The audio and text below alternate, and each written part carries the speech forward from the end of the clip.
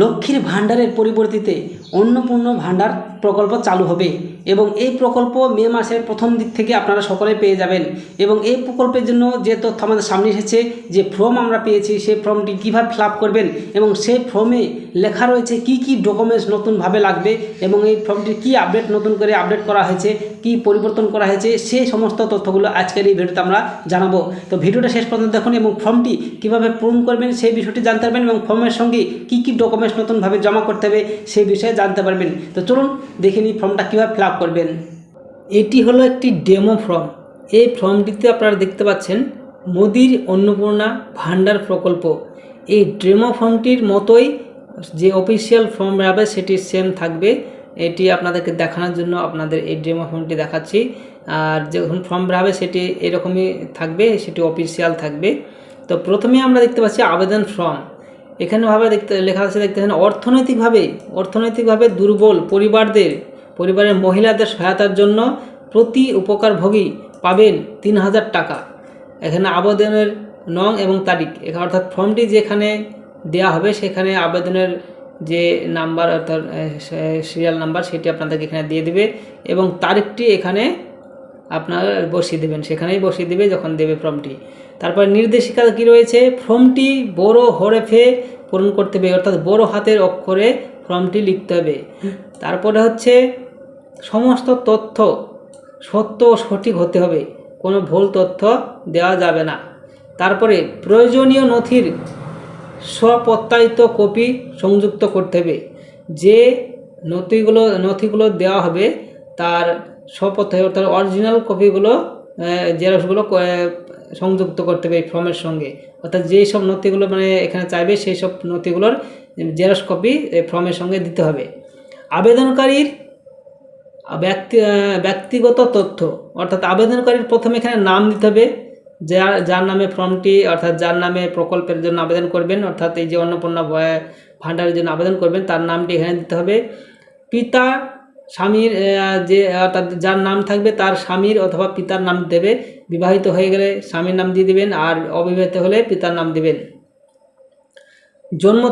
জন্ম তারিখ এখানে প্রথমে দিন, অর্থাৎ প্রথমে এই দুটো ঘরে দিন দিবেন, তারপরে এই দুটো ঘরে মাস অর্থাৎ কত মাস সেটি দিবেন, তারপরে এই ঘরটায় এই তিনটে ঘরে আপনারা সালটি অর্থাৎ যে সালটি সেটা দিয়ে দেবেন এখানে। তারপরে এখানে দেখতে পাচ্ছেন বয়স, এই যে এখানে দিন আপনি জন্ম তারিখটা দেবেন, সেই জন্ম তারিখ অনুযায়ী এখানে বয়স কত হবে সেটা আপনারা হিসাব করে লিখে দেবেন, কত বছর হয়েছে শুধু বছরটা হিসাব করে লিখবেন তাহলেই হবে। তারপরে লিঙ্গ, এখানে যার জন্য আবেদন করবেন অবশ্যই মহিলা হবে, তো মহিলাতে টিক দিয়ে দেবেন। তারপরে বৈবাহিক অবস্থা, অর্থাৎ বিবাহিত হয়ে থাকলে বিবাহের ঘরে টিক দিবেন আর অবিবাহিত হলে অবিবাহিতের ঘরে টিক দিবেন। তাছাড়া নিচে পূর্ণ ঠিকানা, অর্থাৎ আপনার ভিলেজ, পোস্ট অফিস, থানা, জেলা সমস্তটা পরপর এখানে যতদূর আছে তো লিখে দেবেন। এখানে নিচে বাংলাতে লেখা আছে দেখতে পাচ্ছেন, গ্রামের নাম লিখবেন প্রথমে, তারপর পোস্ট অফিসের নাম লিখবেন, গ্যাপ দিয়ে দেওয়া আছে, তারপর থানার নাম লিখবেন এখানে ব্লক বা পৌরসভা, তারপর জেলা, তারপরে পিনকোড, আপনার যে এলাকার পিনকোড সেই পিনকোডটি আপনি এখানে বসিয়ে দেবেন নিষ্কার করে। এরপরে রয়েছে মোবাইল নাম্বার, আপনার মোবাইল নাম্বার এখানে একটা রেজিস্টার্ড মোবাইল নাম্বার দেবেন।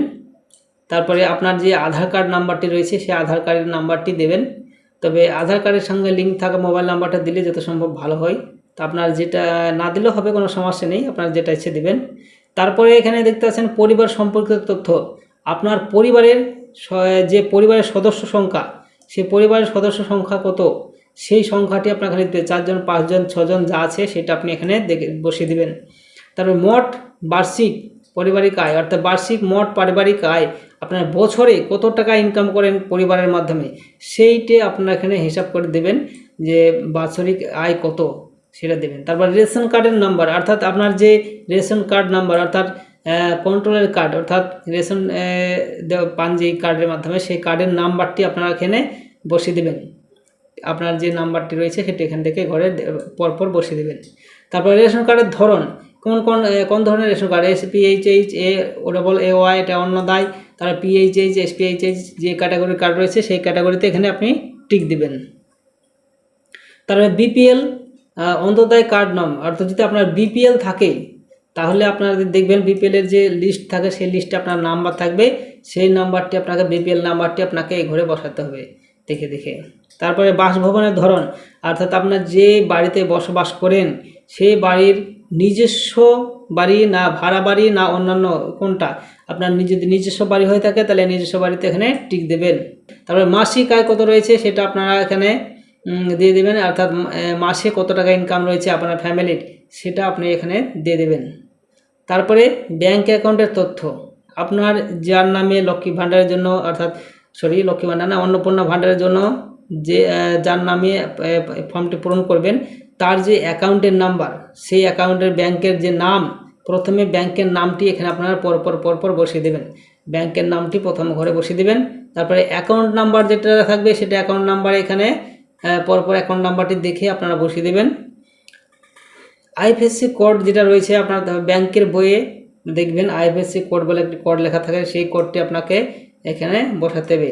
আর যদি না থাকে তাহলে আপনারা দেখবেন আপনার যে ব্যাংকের বই রয়েছে সেই ব্যাংকে আরও অন্য বাড়ির আশেপাশে যদি বই থাকে তাদের যে কোনো বই অবশ্যই থাকবে। আপনার বইটি যদি পুরনো হয়ে থাকে সেখানে না থাকতেও পারে। অ্যাকাউন্টের ধরন এখানে সেভিং অ্যাকাউন্ট আর এখানে সেভিং লিখেছে, এখানে সেভিং হবে, সেভিং অ্যাকাউন্ট যাই হোক। কারেন্ট অ্যাকাউন্ট দু রকম রয়েছে, তো আপনারা সেভিং অ্যাকাউন্ট থাকলে সেভিং অ্যাকাউন্ট দেবেন, কারেন্ট অ্যাকাউন্ট থাকলে কারেন্ট অ্যাকাউন্ট দেবেন। এরপরে প্রয়োজনীয় নথি, যেটা সবথেকে ইম্পর্ট্যান্ট বিষয়, সেটি এখানে দেখি কি ডকুমেন্টস লাগবে। অর্থাৎ এই যে আপনাদের দেখতে পাচ্ছেন এখানে অন্নপূর্ণা ভাণ্ডার প্রকল্প, মোদির যে অন্নপূর্ণা ভাণ্ডার প্রকল্প, সেই প্রকল্পে আবেদন করার জন্য যে ডকুমেন্টসগুলো লাগবে, অর্থাৎ অন্নপূর্ণা ভাণ্ডার প্রকল্পে আবেদন করতে গেলে যে ডকুমেন্টসগুলো প্রয়োজন হবে সেগুলো এখানে হলো আধার কার্ডের কপি, রেশন কার্ডের কপি, বিপিএল অন্তোদয় কার্ডের কপি যদি থাকে তাহলে যেটা থাকবে সেটার পাশে টিক দিতে হবে, এভাবে টিক দিতে হবে। আর ব্যাংক পাসবুকের প্রথম পাতার কপি, অর্থাৎ ব্যাংকের যে বই সেই বইয়ের প্রথম পাতার ছবি, বাসস্থানের প্রমাণপত্র, বিদ্যুৎ বিল, ভোটার আইডি কার্ড, ভাড়া যুক্তি, অর্থাৎ আপনাদের অবশ্যই ভোটার কার্ড থাকবে, যাদের 25 বছর বয়স হয়েছে তো ভোটার কার্ড জেরক্সটা আপনারা অবশ্যই দিয়ে দেবেন। আর এখানে পাশে টিক দিয়ে দেবেন। আয়ের প্রমাণপত্র যদি থাকে, আপনারা যে ইনকাম করেন তার কোনো প্রমাণপত্র যদি থাকে তাহলে দিয়ে দেবেন, আর যদি না থাকে তাহলে দেওয়ার দরকার নেই, এখানে লিখে দিয়েছে যদি থাকে। এটাতেও দেখেন বিপিএল নাম্বার যদি থাকে তাহলে দেবেন, এখানেও একই কেস দেওয়া লেখা রয়েছে। তারপরে এখানে দিতেছেন 1 কপি পাসপোর্ট সাইজের ছবিটাও লাগবে, সেখানে আপনারা এখানে টিক দিয়ে দেবেন। দিয়ে এই যে ডকুমেন্টসগুলো এখানে টিক দিবেন, এগুলো আপনাদেরকে জেরক্স করে সঙ্গে এই ফর্মের সঙ্গে দিতে হবে। আর এখানে লেখা রয়েছে আমি ঘোষণা করছি যে উপরের প্রদত্ত সমস্ত তথ্য আমার জানা মতে সত্য সঠিক, কোনো তথ্য মিথ্যা প্রমাণিত হলে সরকারের নিয়ম অনুযায়ী যে কোনো পদক্ষেপ গ্রহণ করা যেতে পারে। তারিখ এখানে দিয়ে দেবেন, কত তারিখে ফর্মটি ফিল আপ করেছেন, মাস দিয়ে দেবেন, এখানে বছর দিয়ে দেবেন। আর নিচে আপনি আপনার যার নামে ফর্মটি ফিল আপ করবেন তার স্বাক্ষরটি এখানে দিয়ে দিতে হবে। এই হচ্ছে অন্নপূর্ণা ভাণ্ডারের ফর্ম। আশা করি আপনারা বিষয়টি বুঝতে পেরেছেন, এবং এর পরবর্তীতে কোনো নতুন আপডেট আসলে, অর্থাৎ ফর্ম পূরণ ছাড়াও আবার অন্য কোনো আপডেট আসলে, অর্থাৎ অনলাইনে হোক আর যেভাবে হোক, যদি কোনো রকম আপডেট আসে তো আমাদের এই চ্যানেলে পেয়ে যাবেন আপডেট। সেই জন্য চ্যানেলটিকে সাবস্ক্রাইব করে রাখুন। ধন্যবাদ সকলকে।